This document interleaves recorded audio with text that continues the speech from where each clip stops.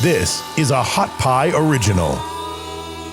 He's a friend of the show, always with a very cool hat, I might add to that. Mark McKinnon is the co-creator, co-executive producer, and co-host of Showtime's The Circus Inside the Greatest Political Show on Earth.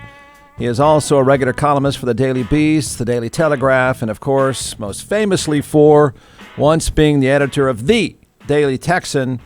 He is Mark McKinnon. Hey, man.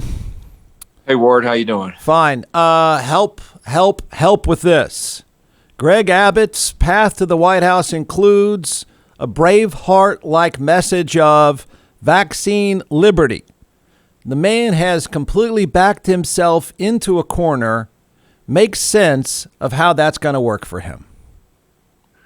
Well, it doesn't make any sense to me, Jeff. I mean, he and Ron DeSantis are in the same boat, and the boat's got a big leak in it.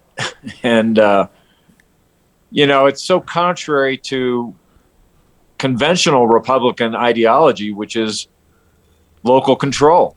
You're supposed to let local people make local decisions. And for Abbott to suggest at a time when there is a huge pandemic spike in Texas, the local authorities cannot make decisions about their own health and safety, to me is, going to have tragic real life consequences, but I think also real life consequences for Greg Abbott's political future. Yeah. Can you explain the political calculus? Because it seems like it would have been such an easy thing with very little risk to say, look, I don't want to lecture anybody. It's your body, it's your blah, blah, blah, whatever this liberty thing he's trying to trot out. But wouldn't it have been, it doesn't seem like there's any harm done had he said exactly what you just suggested. And that is, I've always believed in local control. I want you to do the right thing and just sort of stay above the whole thing. So surely somebody somewhere is in his ear saying this is the right way to go. Explain that political calculus, who that is. I don't know, Jeff. I just think the Republican Party is just, has clawed its way to the bottom.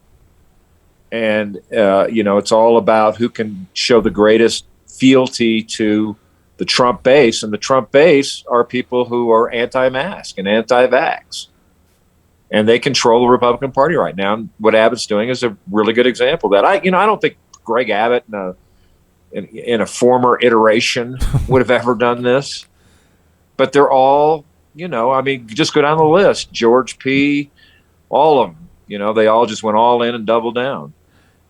I don't know how many times a week I find myself saying, listen, he's not an idiot like Trump. Okay, he's not a buffoon. He's not that guy. And there's a very good story about Greg Abbott in Politico a few days ago. I'm just trying to figure out that surely he turns to someone and says, okay, look, I hear you. I get the Trump wackos. I get what I need to do. But sooner or later, if enough people get sick or enough kids miss school or inconvenienced or die or get sick, the numbers are adding up and they're adding up against me. So for the 15% that I'm trying to appeal to,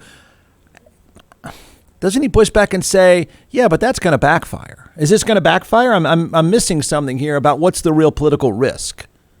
Well, the political risk is the Republican primary, and that's controlled by Trump fanatics.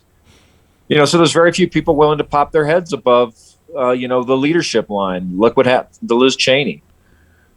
Dan Crenshaw the other day, basically told an audience that the election fraud was a bunch of hooey, and he got booed,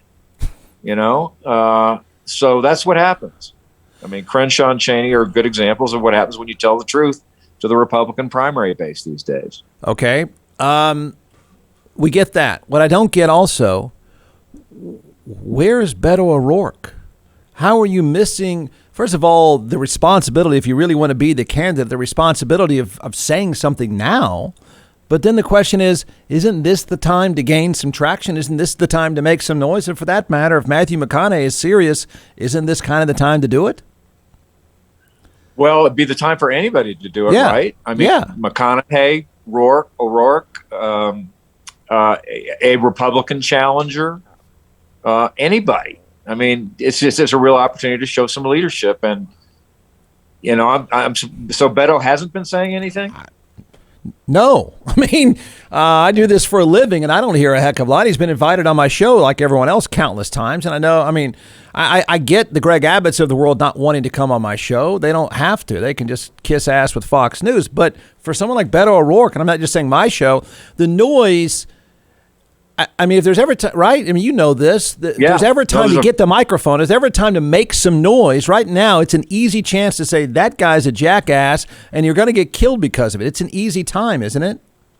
Well, I'd say it's a no-brainer. It's a real political opportunity for somebody to show some leadership, and it's not much of a dice roll to say, listen, let's just take some basic precautions for the health and safety of our population and our kids.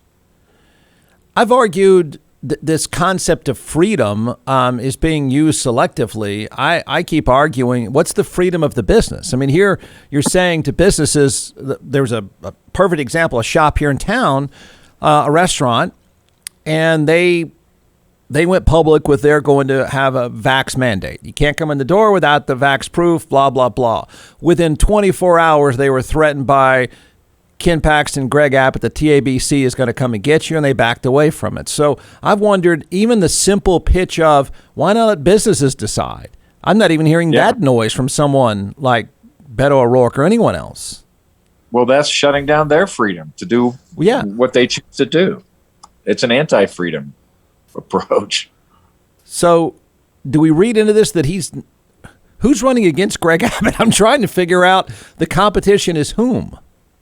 Well, give it another month or two, and he may have a bunch of opposition. You think? If he keeps down this path. You think? Could, sure. Yeah. Yeah, I mean, I think there's going to be potentially real-life consequences here. Is he campaigning or no? Is he doing these things, as you said, un-Greg Abbott-like things to pander to the Trump base to keep his job as governor? And are we making a mistake reading more into it that he wants to be in the White House? To me, it's more about 2024 than 2022. I think if he were just thinking about the next 4 years, that he'd be making different decisions. Okay. So you think it's okay to read into this? This is about if Trump doesn't want the job? Yeah. And that doesn't make it any more practical or sane or defensible. But I think that's what's going on. Yeah. So does Team Greg Abbott or anyone else that wants to be in the White House in 2024, when do they need to hear from Donald Trump? Listen, if I were advising Abbott, particularly with the road DeSantis has gone down, I'd take the opposite approach. Let DeSantis jump off that cliff and take the other route. If you're going to roll dice, why not roll dice in the direction of making people healthier and safer? You think Abbott at some point will pivot on this?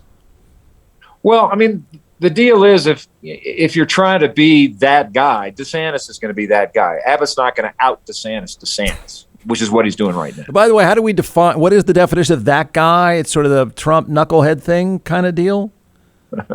Right? Yeah, what is? Give me the prototype of that guy that DeSantis has become. I know he's a Harvard-educated Yale Law School guy who's now pretending to be a fool. But what is that guy? What is that? How is that defined? Florida man, Confederate flag waving tank top, Camaro, that kind of thing. Okay, yeah. I got it. With a mullet too, probably. Yeah. I mean, DeSantis is the dangerous thing about DeSantis is that I think he's a lot smarter than Donald Trump.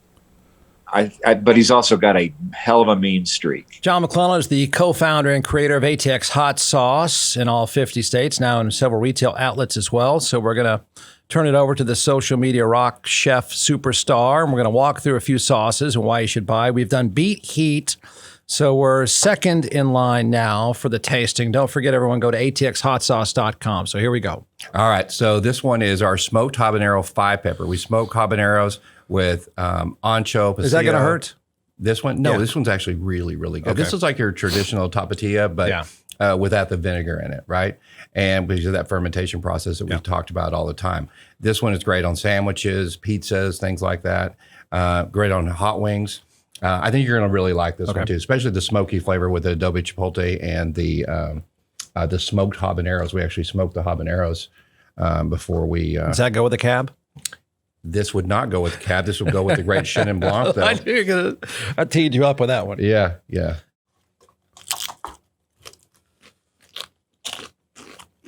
That is good. That's good. Yeah. Good. It's just classic take. Well, it's a new take on a classic item. So it's called smoked habanero 5-pepper. All right, don't forget One of my favorites. Don't forget atxhotsauce.com. I mean, he's just a mean little guy. And I think he's very Napoleonic. He's only about 5'1" or 2. He's a small No, guy. come on, no way. No, he really? is. Yeah. Is that why his jackets don't fit? I've always wondered why jackets don't fit. Yeah. Wow. Yeah. Okay. Yikes. There should be a law against that. That's a dangerous path. You're right. Yeah. Can't have a 5'1" president. Okay. So why isn't somebody telling Greg? Wouldn't Greg Abbott wouldn't he say, hey, McKinnon, thank you. Let me out of this rabbit hole. I want to be a regular guy again. Let me be a smart guy again. Isn't somebody telling him what you're suggesting? I don't know. I don't know who's around him anymore. But he's not a jackass, right? He's not a jackass. He's not Ron DeSantis. He's not a mean guy. He's not this guy, is he? That's what, I mean, the Trumps of this world are one thing, but the people who are enable or copy him, to me, are sort of much guiltier, really. Yeah. Because I know that Greg Abbott, there's a soul in there somewhere, I think, and a decent guy. I mean, I've seen flashes of it in the past, but boy, what power will do to folks. Yeah.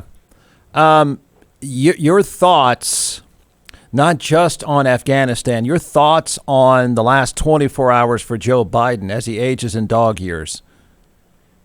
Yeah, I'm very conflicted about it, Jeff. Because to me, the proposition, I was worried about pulling out of Afghanistan, and for the very reason of what we're seeing now. But the proposition is really sort of fundamentally, you're left with the proposition of what do you prefer, endless war or Islamic terrorist nation state? So maybe endless war is better. I don't know. I mean, the consequences of a Islamic terrorist nation state could be a lot worse than an endless war. We're going to find out. Yeah. But I don't think Biden had he ran on getting out of Afghanistan. I don't think we saw how just the folly of trying to prop up that state now, and just how quickly they've sort of turned it all over. So it's pretty clear that having stayed there longer wouldn't have made much difference. And I don't know that there was an easy evacuation plan that wasn't going to end up pretty messy and sloppy. So listen, I think Biden's just going to get hammered for it. I don't think Trump should get any credit for anything. I think he kind of teed this up for exactly what's happening. And had he been president, I think this exact same thing would have happened. So it's a mess. But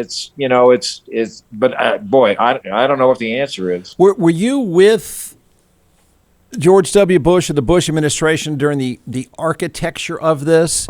Because here we are 20 years in, and I before you came on, I made the comment, for a lot of us, this is our Vietnam, and we should feel guilty for not paying more attention and caring more. Not that we have a good answer, but I just don't think we've cared very much. But yeah, what was the architecture? What was the idea? Then 20 years from now, what was their thinking we'd be saying today? Well, hell, George W. Bush. I was with Charlie Wilson. Yeah. Okay. Well, I didn't go back further. Exactly. So go way back in time. The idea of then would have been the mid to late 80s, right, with Charlie Wilson, to Bush, to where we are now. What would they say they thought this was going to look like? Well, I think it's some form of the same thing, which is we don't want it to turn into what it's going to turn into right now. We're going to turn it over to a group of extreme Islamic terrorists, which sets us up for a potential another 9/11 or some attack on our domestic soil.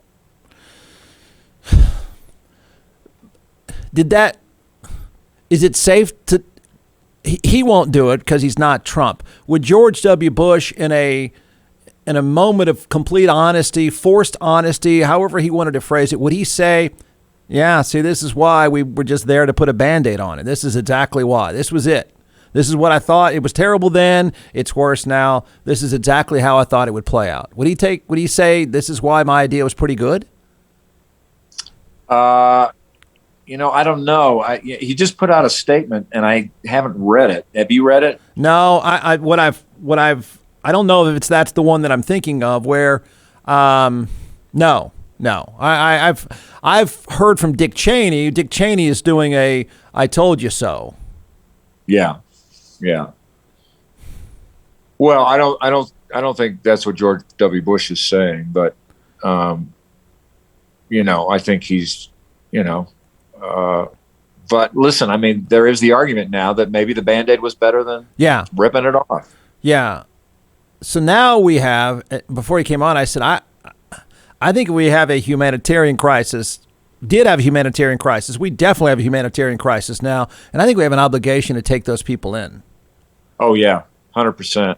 And I do think that, at least what I'm hearing that they're doing, which is fortifying that airfield so that they can get as many people out as possible, and they're sending in troops. So, and I think that, there should be a super aggressive humanitarian visa, get every Afghani out of there we can. And, there should be an American support system, a really fulsome one in place. Is do you assume the Biden administration will push that? I mean, the optics of this look pretty awful. I mean, the planning of this looks just ridiculous. Yeah. Is that going to be his position? And so is that going to be an election piece going forward? Either you're for bringing in the Afghan refugees or you're against it. Is that the battlefield now over the next 6 to 8 years? Oh, in part, listen, it looks really bad right now, Jeff, but, think about what it'll look like a year from now. Hopefully Delta or COVID will be once again sort of under control. Afghanistan will be in the rearview mirror, and hopefully they'll have gotten a lot of, or most of, or all of the people out of Afghanistan that wanted to get out, and they've been settled. So a year or two from now, I mean, it looks like hell right now. I think this will be the worst week of the Biden presidency, but I think it's potentially only can get better, can't get worse, right? No, it can't get, the look cannot get any worse. I said it's something out of a movie. It is shockingly. I don't want to rip the military people, but it looked like a shockingly bad plan. Yeah, I mean, it just did. I mean, there's just no getting away from that. People falling off of airplanes is kind of reminiscent of 9/11. People falling off a building, jumping off. It just way back in time when these decisions are being made. Were there people internally saying, no way, don't do it, don't do it, don't do it? And when they said don't do it, the answer was what? Well, I think the answer was, we've trained these people and they can take care of themselves. We've spent $1 gazillion and fortified the troops and they can handle it. And they couldn't. So I guess what I've always been confused, and I think people need to now go back and read about Charlie Wilson. In that plan, how sort of history keeps we keep going back, we're going in circles. What I don't get is, so the Charlie Wilson time of let's just arm them, let's just fund the rebels and let them take care of things themselves. Why wasn't there greater influence over the Bush and Cheney group to say, hey, don't send Americans in there, just do what we did before. You just have sacks of cash and go pay the rebels to fight somebody off. We pulled it off before. I don't know, Jeff. All we know is that every single step along the way in Afghanistan has ended up like this. Yeah. So, yeah. Why don't people pay more? Why don't people pay more attention? Yeah, I got to jump. Okay. Jeff. All right. Good to see you. Good seeing you, as always. Cool hat. How's the weather there? Looks about like 55 degrees or so, probably this morning. Not even. It's 50. It's 51. So the snow melts not too much. I would assume the trout stream is very nice right now. Heading out there right now. Oh, man. That hurts. That hurts. All right, take care. From the Hot Pie Media Studios in Austin, Texas, it's the Jeff Ward Show. Listen at jeffwardshow.com.